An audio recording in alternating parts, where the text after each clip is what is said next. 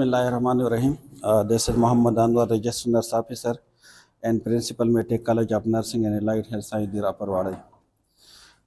Today we will discuss about a very important subject and it's about nutrition.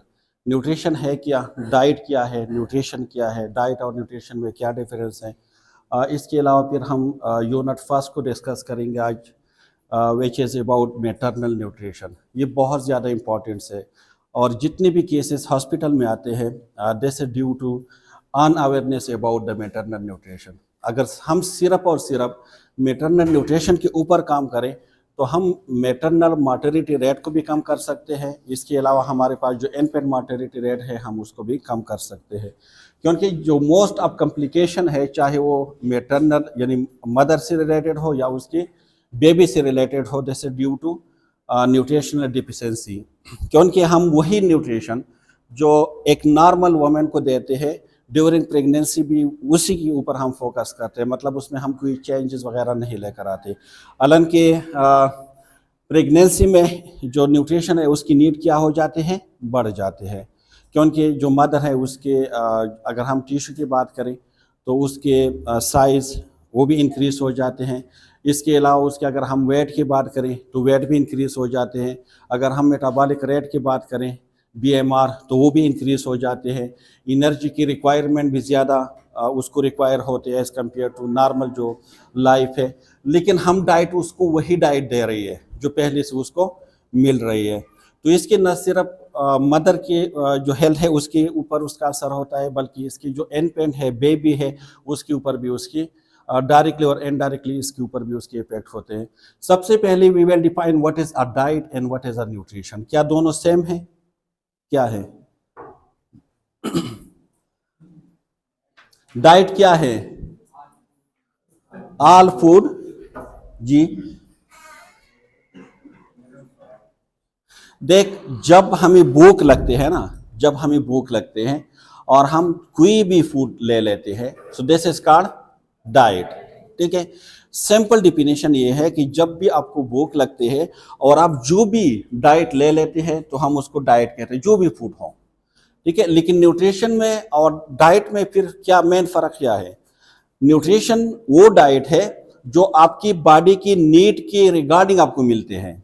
For example, अगर मुझे protein चाहिए 10 ग्राम, ठीक है, अगर मुझे शुगर चाहिए 15 ग्राम फॉर एग्जांपल, तो अगर मैं 10 ग्राम प्रोटीन, 15 ग्राम शुगर, इसी तरह बाकी जो विटामिन है या कैल्शियम है, विटामिन बी है, फोलिक एसिड है, जितनी मेरी बॉडी को रिक्वायर है उसी अमाउंट में मैं उसको ले रहा हूँ। This is the nutrition. Nutrition में जो एसेंशियल न्यूट्रिएंट होते हैं ना, हमारे फोकस उसके ऊपर होंगे, लेकिन डाइट में हमारी इन चीज़ों के ऊपर फोकस नहीं होते। फास्ट फूड लेना, this is also a diet, ठीक है, लेकिन उसको आप देखें वो आपके हेल्थ के लिए मतलब बेनिफिशियल नहीं होगी, बल्कि आपकी जो हेल्थी कंडीशन है उसको और भी वर्स करेंगे। तो डाइट का मतलब है कोई भी फूड जो आप ले लेते हैं फॉर द पर्पज ऑफ जो आपको मतलब भूख लगे है उसको ख़त्म करने के लिए। लेकिन न्यूट्रिशन में क्या होगी, जो आपकी बॉडी की रिक्वायरमेंट है, जो जो न्यूट्रिएंट रिक्वायर है आपकी बॉडी के, उसके मुताबिक आप ले रहे हैं, so this is called nutrition. Nutrition एक broad you can say this terminology as compare to diet. ठीक है, लोग कहते हैं ना डाइटिंग, मैं डाइटिंग कर रहा हूं, तो डाइटिंग में क्या है? वही चीजें जो आपकी बॉडी को रिक्वायर नहीं है आप उसको क्या करते हैं, रिस्ट्रिक्ट करते हैं, आप उसको नहीं लेते हैं, और वही चीजें जो आपकी बॉडी की रिक्वायर है आप उसको ले लेते हैं। ठीक है, लेकिन आज हम क्या डिस्कस करेंगे? मैटरनल न्यूट्रिशन, यानी वो न्यूट्रिशन जो हम मदर को देते हैं। ठीक है, 3-4 सिचुएशन होते हैं। एक, अगर हम वुमेन को कंसिडर करें सो बिफोर मैरिज, अगर उसकी शादी नहीं हुई है तो उसके रिक्वायरमेंट, उसके जो बॉडी के जो फिजियोलॉजिकल फिजिक है वो चेंज होगी। शादी के बाद फिर 3 कंडीशन और आ जाते हैं। एक है प्री कंसेप्शन। प्री कंसेप्शन का मतलब ये है कि प्रेगनेंसी से पहले, ठीक है, प्रेगनेंसी से पहले जो पीरियड होता है उसको क्या कहते हैं? Pre conception. फिर कंसेप्शन, ठीक है, जब स्पर्म्स और ये ओम्स आपस में मिल जाते हैं, जाइगोट बन जाते हैं और वो फिर जो प्रेगनेंसी का अमल शुरू हो जाता है, so this is called conception. फिर प्रेगनेंसी में 3 स्टेज है, आपको पता है। फर्स्ट ट्राइमेस्टर है, सेकंड ट्राइमेस्टर है और थर्ड ट्राइमेस्टर है। फर्स्ट ट्राइमेस्टर में इतनी चेंजेस नहीं आती अगर हम न्यूट्रिशन के रिगार्डिंग हम बात करें, लेकिन सेकंड और थर्ड में उसकी जो रिक्वायरमेंट है न्यूट्रिशन की वो क्या होगी, बहुत ज़्यादा इंक्रीज होगी। क्यों? क्योंकि पहले अगर हम किसी वुमेन की बात करें तो उसको सिर्फ अपनी बॉडी के लिए रिक्वायर्ड थी ये सारे न्यूट्रिशन, लेकिन अब उसके अंदर एम्ब्रो फीटस ये बन चुकी है तो उसको भी रिक्वायर है, उसको भी ब्लड की रिक्वायरमेंट होते हैं, उसको भी न्यूट्रिशन की रिक्वायरमेंट होते हैं, उसको भी ऑक्सीजन की रिक्वायरमेंट होते हैं। ठीक है, तो ये सारी जितनी भी विटामिन है मिनरल्स है ये सारे उसको भी रिक्वायर होते हैं। इसके अलावा जो वुमेन है उसकी वेट क्या हो जाएंगे, इंक्रीज हो जाएगी। क्यों इंक्रीज हो जाएंगे? क्यों ड्यूरिंग प्रेगनेंसी एक फीमेल की वेट क्यों इंक्रीज होते हैं?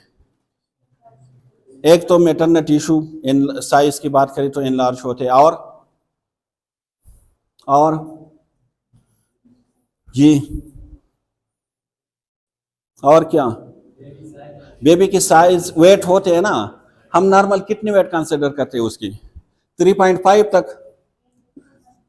ठीक है, 2.5 से लेकर 3.5 kg इसको हम नॉर्मल कहते हैं। तो इसका मतलब यह है कि जो बेबी है उसका वेट कितना है, मतलब 2.5 से लेकर 3.5।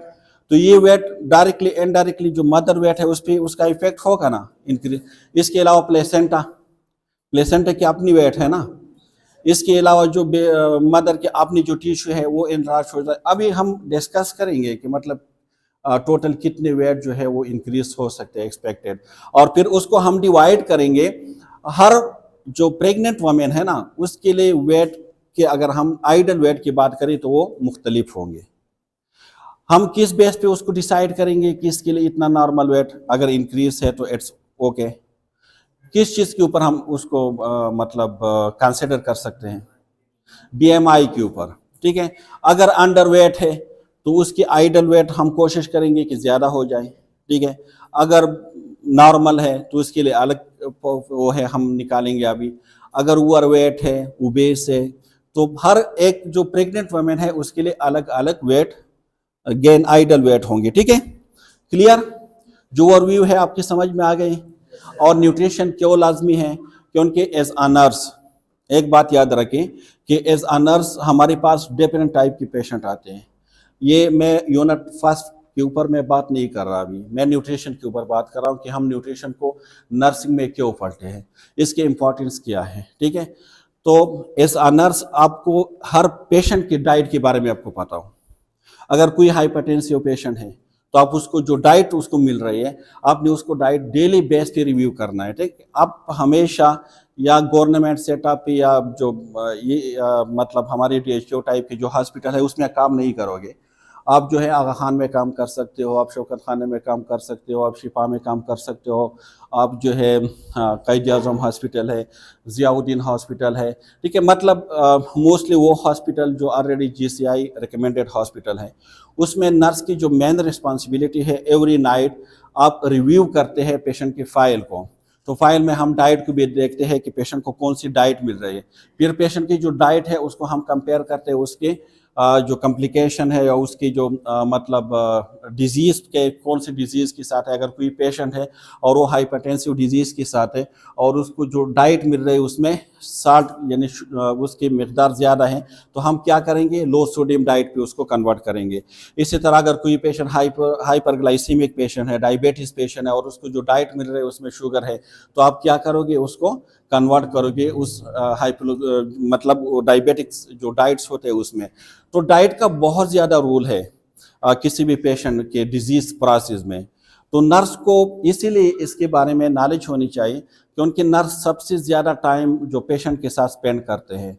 तो नर्स को हर चीज़ के बारे में पता हो कि पेशेंट को कौन सी डाइट मिल रही है, आया जो डिजीज़ प्रोसेस है उस पर डायरेक्टली और इनडायरेक्टली उसका कोई इफेक्ट है या नहीं है। ठीक है, अगर लीवर सिरोसिस के साथ है या अगर कोई मतलब कोई आप कह सकते हैं कि कार्डिक डिजीज़ के साथ है और वो उसको जो डाइट मिल रही है वो हाई फैट के साथ है। ठीक है, तो आपने उसको क्या करना है, लो फैट डाइट पे लेकर आना है। तो मतलब nutrition is much more important and specially for nurses. सही। अच्छा, न्यूट्रिशन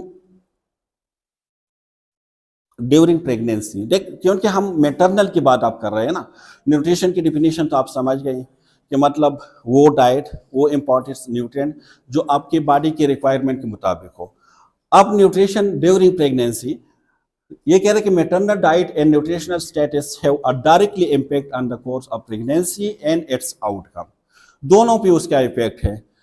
और मतलब प्रेगनेंसी के ऊपर भी उसका है, क्योंकि प्रेगनेंसी में आप लोगों ने देखा होगा कि मोस्ट ऑफ द जो फीमेल होते हैं वो इनीमिक होते हैं, आप लोगों ने सुना होगा।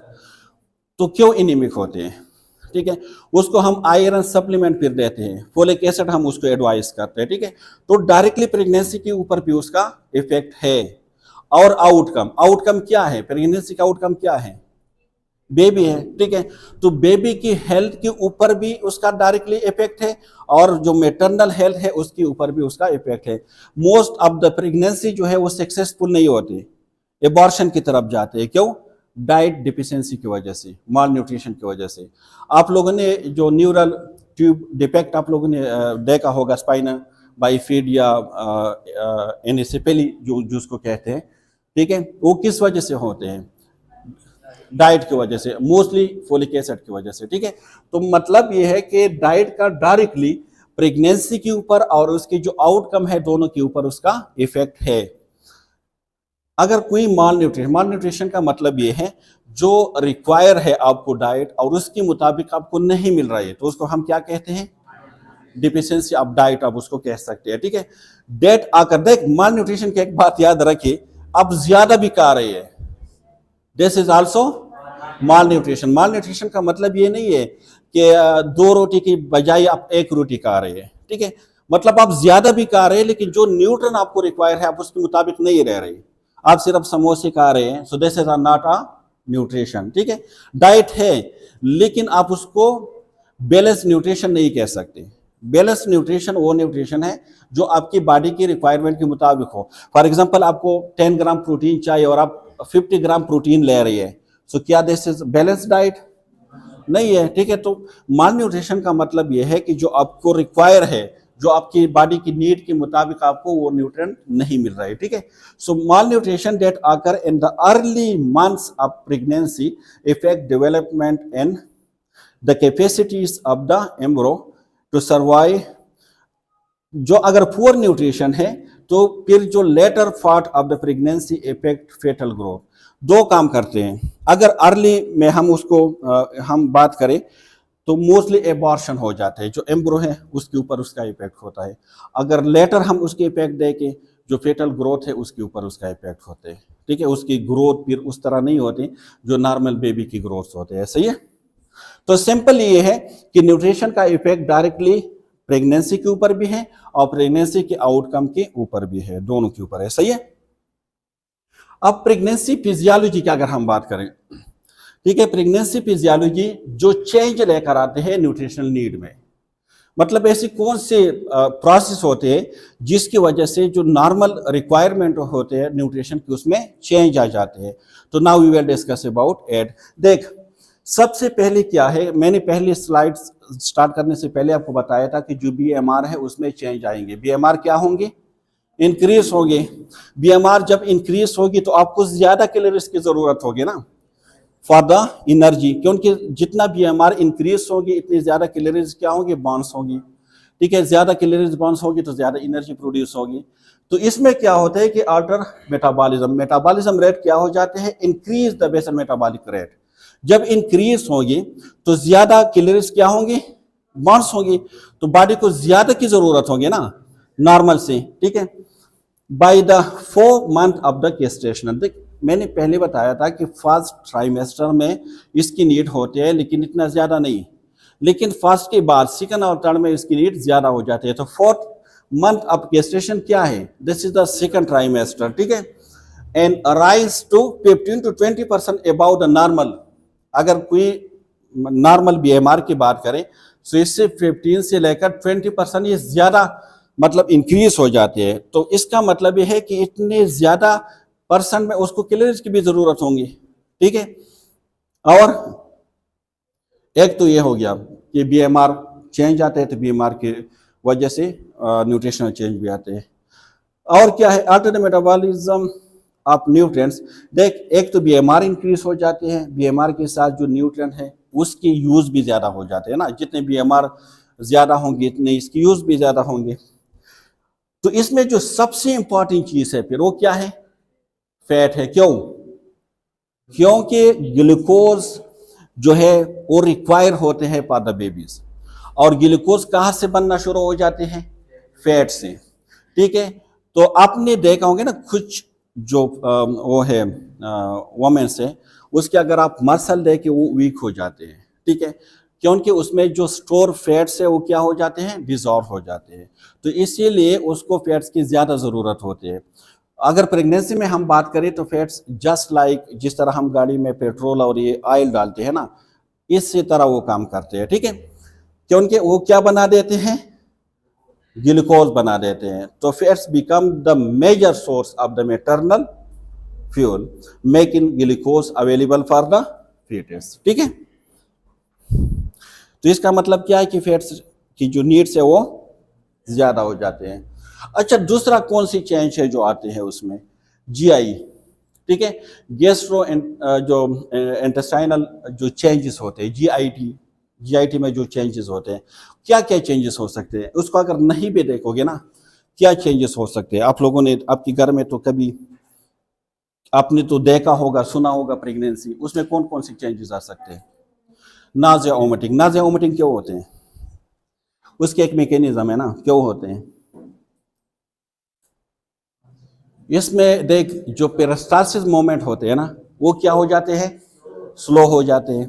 ठीक है, क्यों स्लो हो जाए? जब स्लो हो जाते हैं तो पेशेंट कॉन्स्टिपेटेड हो गया ना, कॉन्स्टिपेशन हो गया उसमें। ठीक है, लेकिन क्यों स्लो हो जाते हैं?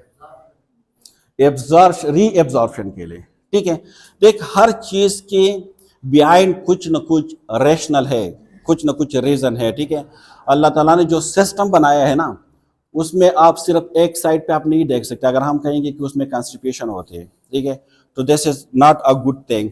लेकिन क्यों ये मोमेंट क्यों कम किया गया है? क्योंकि आपको ज्यादा न्यूट्रिएंट की जरूरत होती है। हमने अभी यही पढ़ा ना कि प्रेगनेंसी में न्यूट्रिशन की जो रिक्वायरमेंट है वो ज्यादा हो जाते हैं। अब इतनी चीजें बाहर से आपके लिए लेना पॉसिबल नहीं था। ठीक है, कि इतने अमाउंट में आप फोलिक एसिड ले ले, इतने अमाउंट में आप प्रोटीन ले ले, इतने अमाउंट में आप विटामिन जो B6 है, विटामिन B12 है, B कॉम्प्लेक्स है, आयरन है, ये सारी चीजें हर वुमन के लिए बाहर से लेना मुश्किल था। ठीक है, तो इसलिए अल्लाह ताला ने एक सिस्टम ऐसा बनाया कि प्रेगनेंसी के दौरान जो पेरिस्टालसिस मोमेंट है उसको क्या कर दिया? स्लो कर दिया। तो वो न्यूट्रिएंट जो नॉर्मली मतलब वेस्ट हो जाते हैं बॉडी से, आपके चाहे जो आपकी बॉडी की रिक्वायरमेंट से ज्यादा हो, अब ये जब स्लो है मोमेंट तो उससे रीएब्जॉर्प्शन क्या हो जाते हैं? ज्यादा हो जाते हैं। तो मोस्टली जो न्यूट्रिएंट है ना वो खुद बहुत पूरे हो जाते हैं। अगर ऐसा नहीं होता ना, आप यकीन करें हमारी कम्युनिटी में अभी तक कोई फीमेल जिंदा रह ही नहीं सकते थे आफ्टर द मैरिज। क्योंकि कौन से अब आप लोगों के घर में कौन से ऐसे प्रेग्नेंट वुमेन है जिसके लिए आपने एक्स्ट्रा न्यूट्रिएंट लेकर आई है कि आप जो है ये चीज़ खा ले, जो सीरियल्स होते हैं ना, बीज वगैरह, कभी आपने देखे कि किसी ने उसके लिए लाए हैं कि बादाम खा ले, ये चीज़ें खा ले? ठीक है, तो ये कहाँ से पूरे हो जाते हैं? खुद ब खुद, मतलब जो रीएब्जॉर्प्शन है वो इंक्रीज हो जाते हैं। अब जो नाज़िया वोमिटिंग होते हैं ना, वो इस वजह से होते हैं, दो तीन उसकी रीजन है। एक तो ये है कि पेशेंट कॉन्स्टिपेटेड हो गया, कॉन्स्टिपेशन हो गया, क्योंकि पेरिस्टालसिस मोमेंट स्लो है। जब स्लो है तो ऑटोमेटिकली आपको नाज़िया वोमिटिंग फील होंगे। दूसरा कार्डिक स्पेंक्टर, आपने उसका नाम सुना होगा। एसोफेगस और स्टमक के जब एसोफेगस ओपन होते हैं स्टमक को, तो वहाँ पे एक स्पेंक्टर बने हैं। स्पेंक्टर ऐसे मसल है जो बिल्कुल टाइट होते हैं एज कम्पेयर टू अगर हम और बात करें जिस तरह हमारे पास ब्लैडर में भी स्पेंक्टर है। ठीक है, तो जो कार्डिक स्पेंक्टर है वो रिलैक्स हो जाते हैं प्रेगनेंसी में। क्या हो जाते हैं? रिलैक्स हो जाते हैं। तो इसकी वजह से आपको फिर नॉजिया और वोमिटिंग फील हो सकते हैं। सही है, तो GIT की अगर हम बात करें तो उसमें क्या होंगे? पेरिस्टालसिस मोमेंट डिक्रीज होंगे, कॉन्स्टिपेटेड होगी, और नाजिया वोमिटिंग होगी। हॉट बर्न बहुत ज्यादा कॉमन होता है उसमें। ठीक है, तो देख स्लो जो GIT गैस्ट्रोइंटेस्टाइनल मोटिलिटी, मतलब जो पेरिस्टालसिस मोमेंट की बात हो रही है, वो क्या हो जाते हैं? स्लो हो जाते हैं। An advantage of the slow motility के एडवांटेज क्या है? Is that nutrient absorption increase. ठीक है, क्योंकि आपको पता है ना कि जब ये स्टमक में क्या देख, हमारा एक कंसेप्ट ये भी है कि मतलब हम जो भी चीज खाते हैं तो आपके स्टमक उसको मतलब उसमें एब्जॉर्प्शन और डाइजेशन हो जाते हैं। This is a wrong concept, ठीक है। अगर हम डाइजेशन की बात करें, डाइजेशन कहाँ से स्टार्ट होते हैं? माउथ से। माउथ में किस चीज के डाइजेशन होते हैं? कार्बोहाइड्रेट। स्टमक में किस चीज के होते हैं? प्रोटीन की, ठीक है। इसकी बाकी जितने भी न्यूट्रिएंट है मोस्ट ऑफ द डेम ये इंटेस्टाइन में होते हैं, स्मॉल इंटेस्टाइन में, लार्ज इंटेस्टाइन में, और लार्ज इंटेस्टाइन में सबसे ज्यादा फिर एब्जॉर्प्शन हो जाते हैं, ठीक है। तो अगर इंटेस्टाइन से नॉर्मली अगर एक जो मतलब फूड है वो जल्दी जल्दी गुजरता है, जिस तरह डायरिया, तो क्या उसको टाइम मिलता है कि उससे वो एब्जॉर्ब करे? नहीं मिलता ना, ठीक है। डायरिया में अगर आप लोग लूज मोशन के साथ जो पेशेंट आते हैं ना डायरिया, उसमें न्यूट्रिशन की कमी होती है ना। ओआरएस हम क्यों देते हैं? ओआरएस में क्या है? कभी आपने पढ़ा है कि ओआरएस में क्या है? उसमें वही कैल्शियम, पोटाशियम, सोडियम, मैग्नीशियम, ये सारी चीजें उसमें होते हैं। क्यों? क्योंकि जितनी आप ये बाहर से आप लेते हैं ना, बॉडी तो ये चीजें मतलब बॉडी में तो कोई ऐसे फैक्ट्री नहीं है कि वो मैग्नीशियम को बनाए, कैल्शियम को बनाए, आयरन, ये सारी चीजें बाहर से आप लेते हैं। तो अगर आपके पेरिस्टालसिस मोमेंट इन मोर्टेलिटी बहुत ज्यादा तेज है तो बॉडी को टाइम मौका नहीं मिल रहा है कि वो एब्जॉर्ब करे, तो वो सारी चीजें क्या हो जाते हैं? वेस्ट हो जाते हैं। तो इसलिए फिर हम उसको ओआरएस और रेंगरलेकेट और ये चीजें हम लगा देते हैं ताकि हम उसको अल्टरनेट दे दें। इसी तरह अगर ये मोमेंट स्लो हो जाए, ठीक है, तो ज्यादा अमाउंट में न्यूट्रिएंट क्या होंगे? एब्जॉर्ब होंगे। लेकिन न्यूट्रिएंट के साथ साथ वाटर भी एब्जॉर्ब होंगे ना, ठीक है। जब वाटर ज्यादा एब्जॉर्ब होंगे तो यहाँ पे जो स्टूल बनते हैं वो हार्ड होंगे या सॉफ्ट होंगे? हार्ड होंगे। तो इसकी वजह से फिर कॉन्स्टिपेशन बन जाते हैं। क्लियर?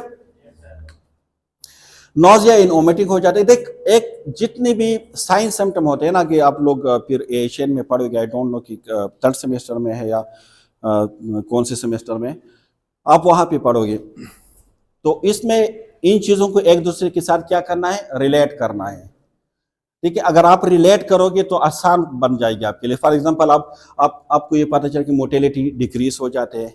जब मोटेलिटी डिक्रीज हो जाएंगे तो उसके साथ क्या होंगे? कॉन्स्टिपेशन हो जाएंगे। कॉन्स्टिपेशन हो जाएंगी तो आपको स्टमक फुलनेस फील होंगे, ठीक है। जो कॉन्स्टिपेटेड इंडिविजुअल होते हैं ना, वो ज्यादा मतलब आप कुछ खाना कहोगे वो कहेंगे नहीं मैं ऑलरेडी स्टमक इज फुल, ठीक है। तो जब स्टमक फुल होगी तो आपको नाजिया वोमिटिंग फील होंगे, ठीक है। तो एक दूसरे के साथ क्या करना है? रिलेट करना है। Nausea and vomiting are common in the first trimester. ये फर्स्ट ट्राइमेस्टर में बहुत ज्यादा होता है। इसकी मैकेनिज्म कुछ और भी है। जो फर्स्ट ट्राइमेस्टर है ना, उसमें अर्ली इन द मॉर्निंग, उसको हम कहते हैं मॉर्निंग सिकनेस। अगर प्रेगनेंसी साइन सिम्टम की हम बात करें, सो this is the symptom of the pregnancy. Pregnancy के एक सिम्टम ये है कि अर्ली इन द मॉर्निंग जो फर्स्ट ट्राइमेस्टर है उसमें जो फीमेल है उसको बहुत ज्यादा नॉजिया फील होते हैं, मतलब वो नाश्ता भी नहीं कर सकते। एक तो ये है कि जिस तरह हमने शुगर की बात की, हाइपोग्लाइसीमिया बन जाते हैं पेशेंट, क्योंकि ज्यादा नीड्स होते हैं फॉर द बेबीज। उसकी जो फैट्स है वो क्या बना देते हैं? शुगर बना देते हैं। तो अगर कोई पेशेंट हाइपोग्लाइसीमिया की तरफ जाते हैं तो उससे भी नाज़िया वोमिटिंग उसको फील हो सकते हैं। कॉन्स्टिपेशन है उसकी वजह से भी फील हो सकते हैं। मोर्टेलिटी कम है, मोर्टेलिटी कम है तो इसकी वजह से भी हो सकते हैं। तो हम उसको क्या एडवाइस करते हैं फिर? मॉर्निंग सिकनेस में बेस्ट ट्रीटमेंट क्या है? क्या है? आप लोगों को तो पता होगा या आपको भी नहीं है कि मतलब जो प्रेग्नेंट वोमेन होते हैं उसको नाजिया फील होते हैं, पता है? तो कभी आपने किसी को एडवाइस किया है? अगर आपसे कोई पूछे कि मैं क्या करूं, कौन सी मेडिसिन ले लूं, तो क्या करोगे आप? एक तो ये है ना कि आपने उसको मतलब जो डाइट देने हैं ना, थोड़े थोड़े अमाउंट्स में आपने उसको देने हैं, ठीक है। At least 3 time, more than 3 time आप उसको देने हैं, और स्नैप के तौर पे थोड़े थोड़े से। और उसमें अगर आप ज़्यादा स्वीट चीज़ें दोगे तो जो बहुत ज़्यादा हेल्पफुल है उसमें, ठीक है। इसके अलावा फिर तो आप एंटी एमेटिक मेडिसिन भी दे सकते हैं, लेकिन एंटी एमेटिक इतना इफेक्टिव नहीं है। देख, first trimester and may be related to hypoglycaemia, मैंने आपको पहले बता दिया कि इसकी वजह से भी हो सकता है, या डिक्रीज द गैस्ट्रिक मोर्टेलिटी की वजह से भी हो सकते हैं, या relaxation of the cardiac muscle इसकी वजह से भी हो सकते हैं, ठीक है। और एक और वजह भी है एंजाइटी, ठीक है। मॉर्निंग सिकनेस क्यों होते हैं? एंजाइटी की वजह से भी हो सकते हैं। जो कार्डिक मसल है वो रिलैक्स है उसकी वजह से भी हो सकते हैं। जो GIT मोटेलिटी है वो डिक्रीज है, उसकी वजह से भी हो सकते हैं, और हाइपोग्लाइसीमिया की वजह से भी हो सकते हैं। ठीक है, कि उनकी फैट्स की जो डिजर्व होते हैं उसमें कन्वर्ट होते हैं शुगर में। ठीक है, क्लियर? कौन कौन सी चेंजेस हो गए प्रेगनेंसी में? BMR, और इसमें और भी चेंजेस हैं। अगर GIT की हम बात करें, increase in appetite and thirst is also common. अब यहाँ पे आप कह सकते हैं कि मतलब कुछ अगर उसके साथ हम कंपेयर करें तो उसके ऑपोजिट आ रहे हैं। ठीक है, एपेटाइट क्यों इंक्रीज हो जाते हैं? मेटाबॉलिज्म रेट इंक्रीज हो जाते हैं। ठीक है, तो ऑटोमेटिकली उसके साथ जितना मेटाबॉलिक रेट, देख मेटाबॉलिक रेट नाइट में ज्यादा इंक्रीज होते हैं या डे में? नाइट में। जब आप सो रहे होते हैं ना, उस टाइम आपकी जो BMR है वो ज्यादा इंक्रीज होते हैं as compare to daytime. सही है। इसी तरह प्रेगनेंसी में जो BMR इंक्रीज हो जाते हैं, तो इंक्रीज अब BMR की वजह से आपकी जो एपेटाइट है वो ज्यादा, मतलब जो चीजें जो कैलोरीज है, कार्बोहाइड्रेट्स है। ठीक है, सबसे ज्यादा एनर्जी किस चीज से बनते हैं? कार्बोहाइड्रेट से। ठीक है, और प्यास भी बहुत ज्यादा लगते हैं, क्योंकि जितने ज्यादा आपको BMR ज्यादा होंगे तो इतने ज्यादा कैलोरीज क्या होंगे? बर्न्स होंगे। ठीक है, हार्ट बर्न बहुत ज्यादा कॉमन है। हार्ट बर्न क्यों कॉमन है? मैंने आपको पहले बता दिया कि जो कार्डिक मसल है वो क्या होंगे? रिलैक्स होंगे, तो इसकी वजह से हार्ट बर्न कॉमन है। कॉन्स्टिपेशन, क्योंकि जो GIT मोटेलिटी है वो डिक्रीज होगी तो कॉन्स्टिपेशन है। ठीक है, और एक और वजह भी है, due to slow motility but एक आल्सो एनलार्ज यूट्रस। जब यूट्रस बढ़ जाते हैं ना, तो इसकी वजह से कॉन्स्टिपेशन क्यों होते हैं? किस वजह से हो सकते हैं? यूट्रस का कॉन्स्टिपेशन के साथ क्या रिलेशन है? कॉमन सेंस को यूज किया करें ना, क्या क्या रिलेशन है? देख, उसका प्रेशर किस चीज के ऊपर पड़ रहा है? इंटेस्टाइन के ऊपर। उसके ऊपर जब उसकी प्रेशर होंगे तो ऑटोमेटिकली वो तो इसकी जो मतलब मोटेलिटी है उसको और भी डिक्रीज करेंगे। सही है।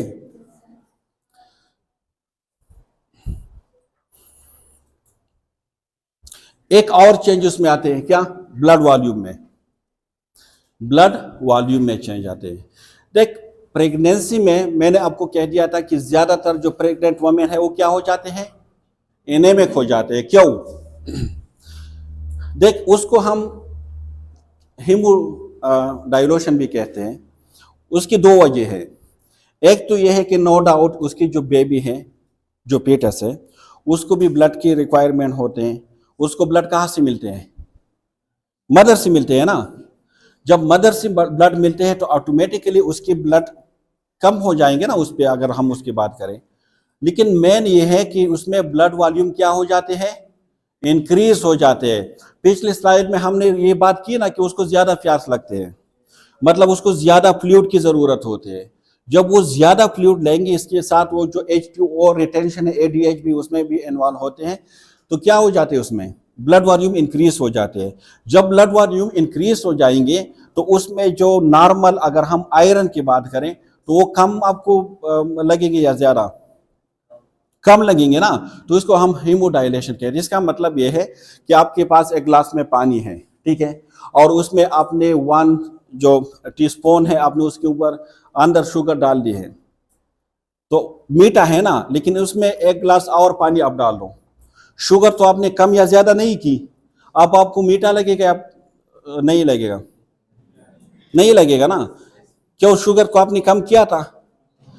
क्यों ये अभी मीठा नहीं लग रहा है? क्या वजह है? आपने वॉल्यूम इंक्रीज किए हैं। तो इसी तरह इसमें वॉल्यूम इंक्रीज हो जाते हैं, ब्लड वॉल्यूम। ठीक है, तो जब ब्लड वॉल्यूम इंक्रीज होंगे, जो नॉर्मल अगर 100 ml में, फॉर एग्जांपल ये this is not the correct value, मैं जो है इज्यूम कर रहा हूं कि फॉर एग्जांपल अगर 10 आपके पास है आयरन 100 ml में, ठीक है, अब आपने इसको कम या ज्यादा नहीं की, लेकिन आपने ml को 1000 कर दिया। ठीक है, तो अब इसका मतलब क्या था कि 10 ml में 1 आयरन था, अब 100 ml में 1 आयरन है, तो कम हो गया ना। असल में हमने सिर्फ इसको कम, पहले 100 ml में कितने आयरन थे आपके पास? 10। आप 100 ml में कितने आयरन है? 1। तो आयरन को तो हमने कम कर दिया नहीं था, क्यों कम हुआ? वॉल्यूम की वजह से। तो इसी तरह इसमें जो ब्लड वॉल्यूम है उसमें चेंजेस आ जाते हैं। किस तरह? Increase the total body water through out the pregnancy. आपको पता है कि टोटल बॉडी वाटर कितने हैं जी? कितने हैं? नॉर्मल की मैं बात कर रहा हूं, आप और मैं अपने आप की बात कर रहा हूं। टोटल बॉडी वाटर की अगर हम बात करें, ये तकरीबन 50 से लेकर 75% आपकी जो बॉडी मास है ये क्या है? वाटर है। ठीक है। अगर हम प्लाज्मा की बात करें तो प्लाज्मा 45% आपके पास ब्लड सेल है, 55% आपके पास प्लाज्मा है, और प्लाज्मा में 91% फिर क्या है? वाटर है। ठीक है। तो इसकी जो आपकी टोटल बॉडी वाटर है उसमें क्या लेकर आते हैं? चेंजेस। क्या चेंजेस लेकर आते हैं? देख, हेमोडाइलेशन। हेमोडाइलेशन मैंने आपको बता दिया कि हेमोडाइलेशन का मतलब क्या था। ये जो मैंने आपको समझा दिया, दिस इज द हेमोडाइलेशन। मतलब आयरन कम ज्यादा नहीं हो रही, लेकिन फ्लूइड क्या हो रही है? ज्यादा हो रही है। तो मतलब वो हेमोडाइलेशन की तरफ जाते हैं। ठीक है। Are the physiological anaemia. एक होते हैं हेमोडाइलेशन एंड फिजियोलॉजिकल एनीमिया, मैंने जो आपको कहा, जिसमें आयरन की डिफिशियंसी हो जाती है of the pregnancy due to the increase of the blood volume. ठीक है।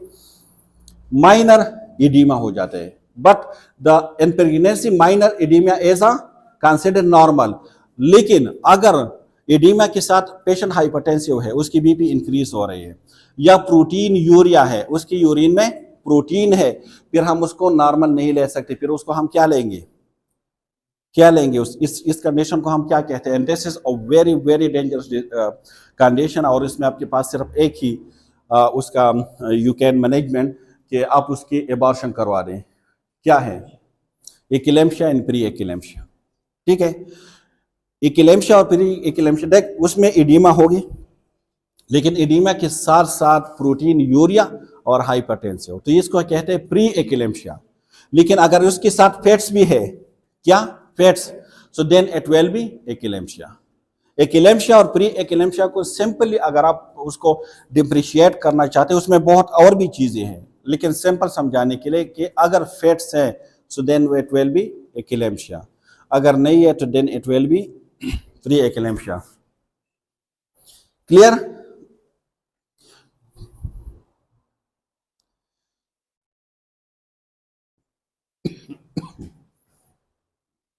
अच्छा, प्रेगनेंसी फिजियोलॉजी की बात हो रही है। आइडल वेट गेन, हमने कह दिया था कि प्रेगनेंसी में वेट क्या हो जाते हैं? गेन हो जाते हैं। लेकिन उसके एक मतलब आपके पास एक पहले से एक अमाउंट, ऐसा नहीं है कि 100 kg जो है वो वेट को इंक्रीज करे और हम कहें कि दिस इज नॉर्मल। ठीक है। हमारे पास आइडल वेट कितने होने चाहिए? सही है। The average weight gain is about 25 to 30 pound. ठीक है। एलपी का मतलब क्या है? पाउंड। 11.5 से लेकर 14 kg, ये एवरेज है। एवरेज का मतलब ये है चाहे जो भी फीमेल हो, अंडर वेट है या नॉर्मल है, ओवर वेट है, ओबेस है, जो भी है, इसकी एवरेज को अगर हम निकालें तो हमारे पास 11.5 से लेकर 14 kg तक अगर उसकी वेट इंक्रीज हो रही है, so this is ideal weight. सही है। वेट गेन ड्यूरिंग प्रेगनेंसी क्या है? Consist the weight of the fetus। ये क्यों बढ़ जाते हैं? मतलब जो वेट क्यों बढ़ जाते हैं, ये कह रहे हैं कि कौन कौन सी चीजों की वजह से बढ़ सकते हैं। एक वेट ऑफ द fetus की वजह से, fetus की weight associated with the fetal tissue, मतलब प्लेसेंटा की वजह से, plus the weight of the increase जो मेटरनल टिश्यू है उसकी वजह से। ठीक है।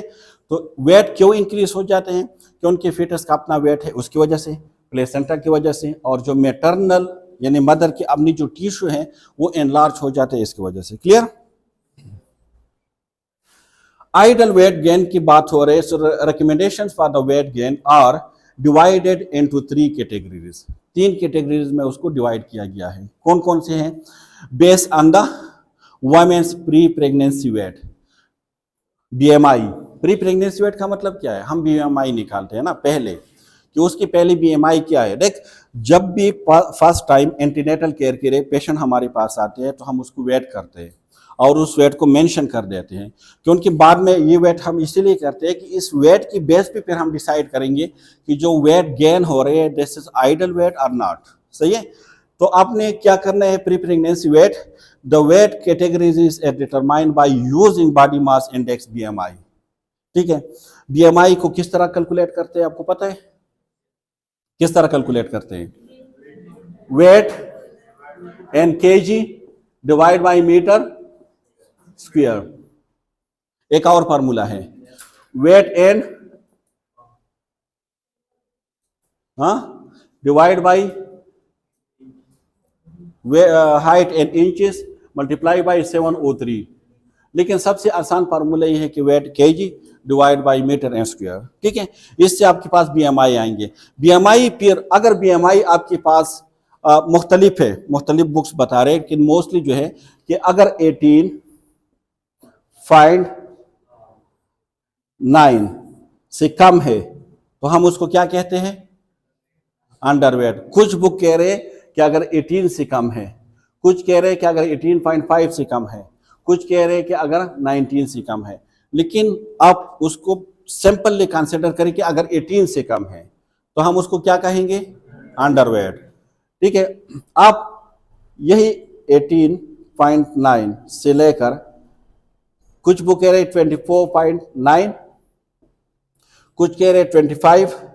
ठीक है। लेकिन 25 से कम हो, 18 और 25 के बीच में हो तो हम उसको क्या कहते हैं, नॉर्मल। अगर 25 से 30 तक है तो हम उसको क्या कहते हैं, ओवरवेट। अगर अबाउट 30 है तो हम उसको क्या कहते हैं, ओबेस। और फिर ओबेस की और भी है लेकिन हम उसको कंसिडर नहीं करते। तो आपको BMI का पता हो, BMI के लिए आपके पास किसी भी फीमेल की हाइट चाहिए और हाइट के साथ आपको वेट चाहिए। देख, हर इंसान के लिए वेट अलग अलग है। अगर किसी की हाइट ज़्यादा है तो उसके अगर वेट भी ज़्यादा है तो इट डजंट मैटर, क्योंकि उसकी BMI नॉर्मल आएंगी। अगर किसी की हाइट कम है लेकिन उसकी वेट भी कम है तो उसके नॉर्मल आएंगे। ठीक है। मतलब यह है कि ये दोनों एक दूसरे के साथ इंटरलिंक है। सही है।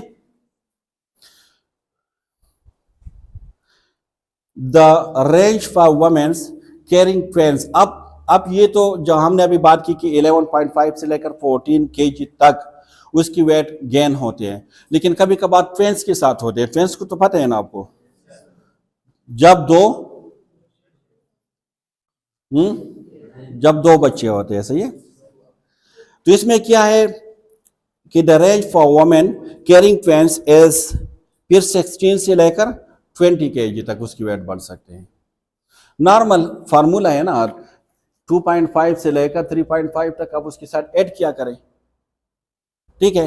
11.5 था, इसके साथ जो नीचे वाला है 2.5 इसके साथ ऐड करें, और वो 14 था, इसके साथ 3.5 ऐड करें, तो ऑटोमेटिकली आप इससे भी निकाल सकते हैं, क्योंकि एक और इसके साथ एक और आप उसको साथ ऐड कर रहे हो। ठीक है। क्लियर। ये नॉर्मल वेट है। देख, आप जो हमने बात की ना कि 11 हो या 12 या 13 जो एवरेज वेट है वो बढ़ जाते हैं, तो उसको किस तरह डिस्ट्रीब्यूट कर सकते हैं। ये कह रहे हैं कि फुल टर्म बेबी है, अगर एक बेबी फुल टर्म बेबी है तो एक बेबी की वेट कितनी होगी, 3.42। ठीक है। ये उसने इस स्लाइड में इस चार्ट में इस तरह डिफाइन की है। अगर आप 3.5 ले रहे हैं तो आप यहाँ पे 3.5 लिख दें। ठीक है। अगर आप 2.5 ले रहे हैं तो 2.5 लिख दें। अगर आप एवरेज 3 ले रहे हैं तो आप 3 लिख दें। सही है। प्लेसेंटा की वेट कितने हैं, 0.62। ठीक है। अम्नियोटिक फ्लूइड की कितने हैं, 0.80। यूट्रस की कितने हैं, 0.89। ब्रेस्ट की नॉर्मल मतलब उससे जो इंक्रीज हो जाते हैं 0.40। ब्लड वॉल्यूम कितने इंक्रीज हो जाते हैं, 1.78। इसी तरह इंटरस्टिशियल फ्लूइड जो है वो 1.20। मैटरनल जो फैट स्टोरेज है और ये चीजें वो कितने हो जाते हैं, 0.66 टू 3.18। तो इसको अगर आप प्लस करोगे ना तो ये आपके पास कितने आ जाएंगे, 10 से लेकर 12.5 तक। सही है। तो ये आपके पास नॉर्मल, ये डिस्ट्रीब्यूशन है। मतलब ये है कि आप ये बॉडी वेट गेन होते हैं कहाँ से होते हैं। ठीक है। ये चीज़ें इसमें आप कह सकते हैं कि एक्स्ट्रा जाते हैं तो इसकी वजह से ये वेट गेन हो जाते हैं। ठीक है। प्रेगनेंसी के बाद ये वेट वापस लॉस हो जाते हैं, सही है। ऐसा नहीं है कि मतलब ये वेट हमेशा इसके साथ रहेंगे। अब recommended total weight gain range for the pregnant women, मतलब कितना आप उसको रिकमेंड करते हैं, ठीक है। अब प्री प्रेगनेंसी वेट है ये, pre pregnancy weight for the heights and recommended total gain, सही है। कैटेगरी की अगर हम बात करें, सो लो बीएमआई का भी हमने कैटेगरीज को डिफाइन की। ये कह रहे कि 19.8 से कम है, अगर बीएमआई कम है तो अगर फाउंड की बात करें तो 28 से लेकर 40 तक अगर वो वेट गेन करे, this is ideal weight for हर। या 12.5 से 18 केजी अगर उसकी वेट बढ़ जाते हैं for those women who under weight, अगर अंडर वेट है और उसकी वेट 18 केजी तक बढ़ जाते हैं, दिस इज आइडियल वेट, सही है। लेकिन अगर नॉर्मल बीएमआई के साथ है 19 to 26 तो 11.5 से लेकर 16 तक इसके लिए आइडियल वेट है, ठीक है। ये एमसीक्यूज में आ सकते हैं, this is very much more important for the MCQs point of view कि अगर अंडर वेट है, देख अगर आपको ये वैल्यू भी पता नहीं है ना, आप आसानी से उसके आंसर दे सकते हैं। अगर अंडर वेट है तो सबसे ज्यादा जो आपको दिया गया है मतलब वैल्यू, मतलब उसमें अगर वो ज्यादा वेट गेन करे सो it will be ideal for health, सही।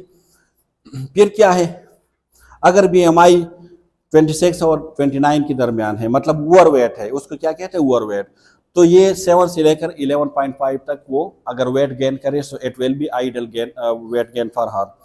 अगर उबेस है मोर देन 29 है या 30 है तो फिर वो 7 तक अगर वो मतलब करे गेन करे weight so it will be ideal weight for her, सही है।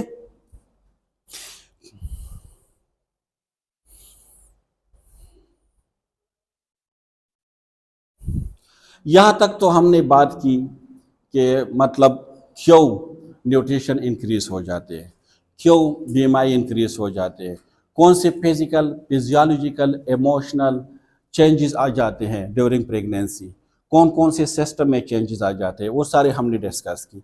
अब हम डिस्कस करेंगे कि न्यूट्रिएंट रिक्वायरमेंट ड्यूरिंग प्रेगनेंसी, ठीक है। कि ड्यूरिंग प्रेगनेंसी अगर हम प्रोटीन की बात करें तो उसके रिक्वायरमेंट कितने हैं, फोलिक एसिड की रिक्वायरमेंट कितने हैं, विटामिन बी कॉम्प्लेक्स की रिक्वायरमेंट कितने हैं, कार्बोहाइड्रेट्स की रिक्वायरमेंट कितने हैं और उसकी इंपॉर्टेंस क्या है। So now we will discuss about nutrient requirement during pregnancy.